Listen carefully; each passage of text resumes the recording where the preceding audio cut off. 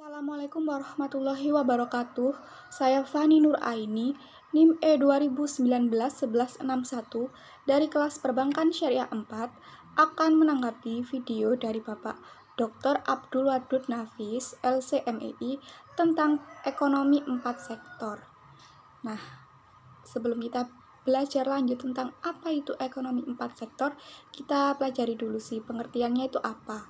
Pengertian ekonomi 4 sektor atau biasa yang disebut dengan ekonomi terbuka adalah perekonomian yang melibatkan diri dalam perdagangan internasional seperti ekspor atau impor barang dan jasa serta modal dengan negara-negara lain.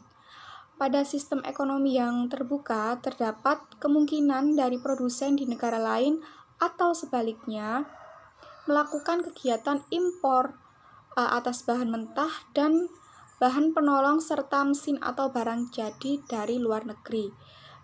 Dalam model terbuka ini, jasa perbankan dan lembaga keuangan dapat juga berasal dari luar negeri, dan kita dihadapkan pada sistem perekonomian yang semakin menyatu atau the borderless economy yang disebut dengan the global economy. Perekonomian 4 sektor ini melibatkan hubungan luar negeri yang mengakibatkan adanya konsekuensi dari perekonomian terbuka. Nah, konsekuensi yang pertama itu ada permintaan agregat atau di pasar barang. Dalam perekonomian terbuka, pengertian permintaan agregat tidak lagi terbatas pada permintaan yang berasal dari luar negeri.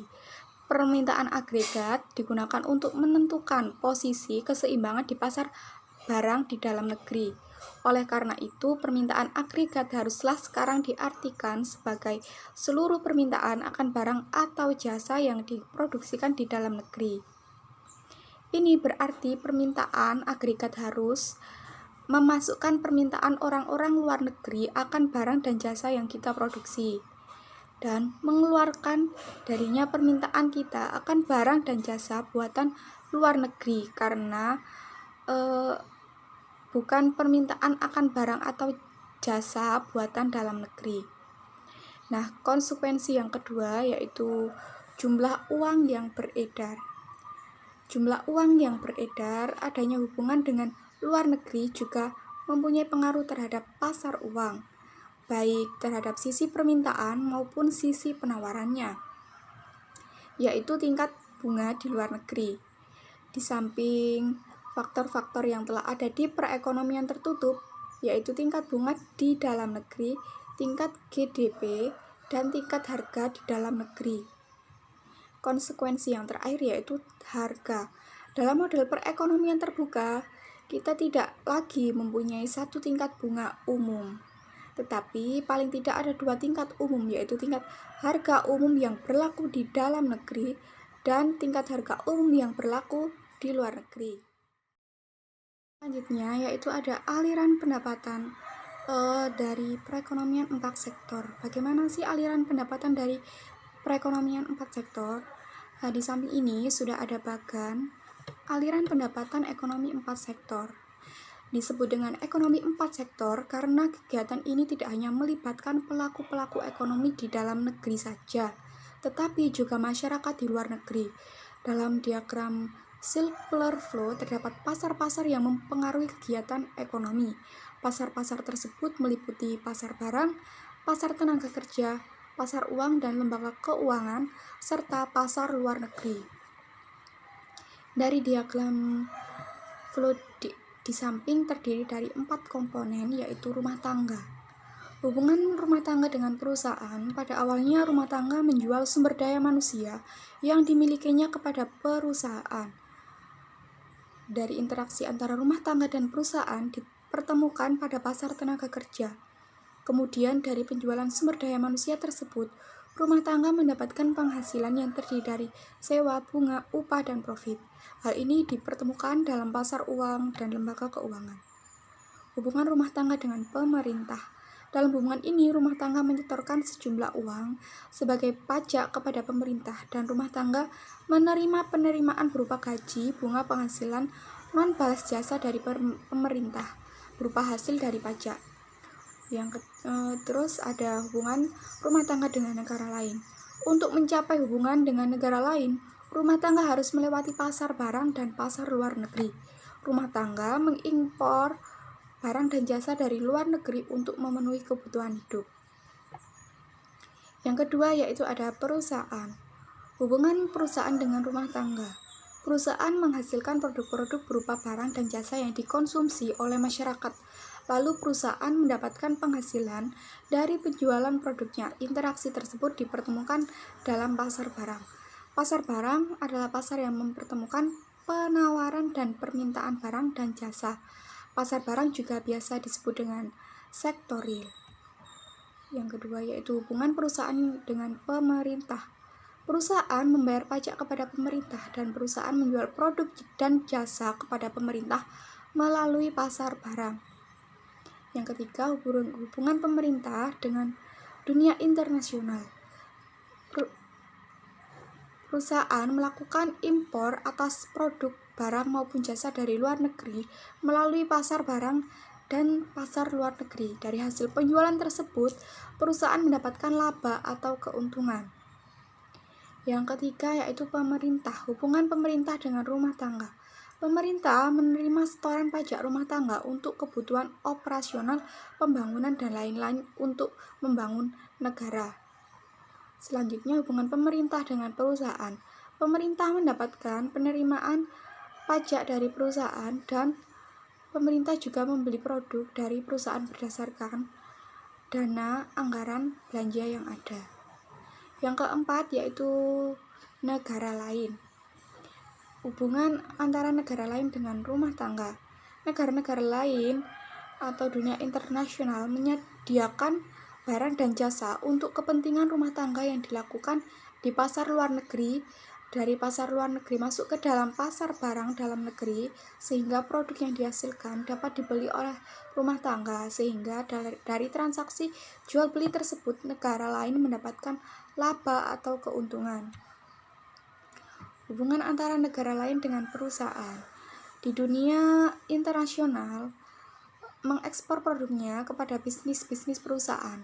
Aliran barang dan jasa juga melalui pasar negeri lalu masuk ke pasar barang. Dari proses tersebut juga dihasilkan suatu laba. Ada komponen pengeluaran agregat. Komponen yang pertama yaitu komposisi rumah tangga atas barang yang dihasilkan. Kedua yaitu ada investasi atau I. Yang ketiga, pengeluaran pemerintah atas barang dan jasa yang diperoleh dalam negeri atau G. Kemudian ada kegiatan ekspor E atau impor M. Sehingga AE sama dengan CDN plus I plus G ditambah X dikurangi dengan M. Nah, selanjutnya ini ada faktor penentu ekspor. Faktor yang pertama, apabila barang tersebut diperlukan negara lain dan mereka merasa tidak mampu memproduksi barang tersebut atau produksinya tidak dapat memenuhi keperluan dalam negeri. Yang kedua, mutu barang. Yang ketiga, cita rasa masyarakat luar negeri terhadap barang yang diekspor. Yang terakhir, kemajuan teknologi dan ekonomi negara. Kemudian ada faktor penentu impor. Yang pertama, tingkat pendapatan negara. Yang kedua, inflasi dalam negeri. Yang keempat, kemampuan suatu negara untuk membuat barang. Yang keempat, cita rasa konsumen. Selanjutnya ada keseimbangan perekonomian terbuka. Penawaran dan pengeluaran agregat. Penawaran agregat terdiri dari barang yang diproduksi dalam negeri yang meliputi pendapatan nasional serta barang yang diimpor dalam negeri, sehingga diperoleh persamaan AS sama dengan Y plus M.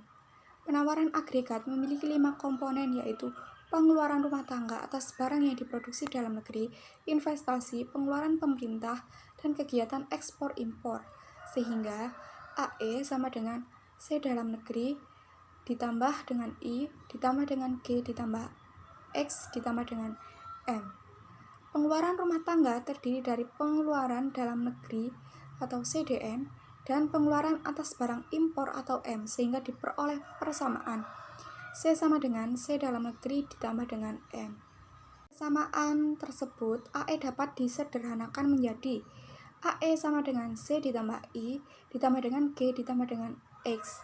Dengan demikian, keseimbangan perekonomian terbuka tercapai apabila Y plus M sama dengan C plus I plus G plus X, atau bisa juga Y sama dengan C plus I plus G plus X min M.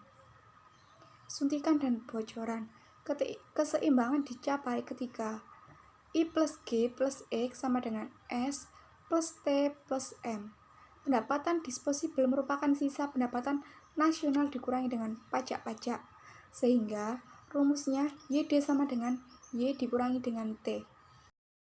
Selanjutnya, pendapatan disposibel digunakan untuk membeli barang dalam negeri dan impor dan ditabung, sehingga C sama dengan C dalam negeri ditambah dengan M.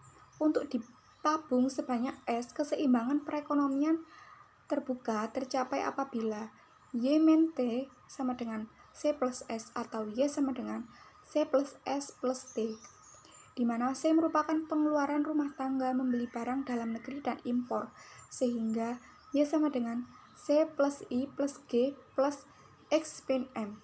Dengan demikian, pendapatan nasional perekonomian terbuka mencapai keseimbangan pendapatan nasional berlaku C plus I plus G plus X min M sama dengan C plus S plus T.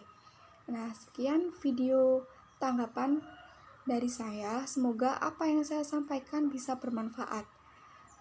Sekian, saya mohon maaf apabila ada salah kata. Wassalamualaikum warahmatullahi wabarakatuh.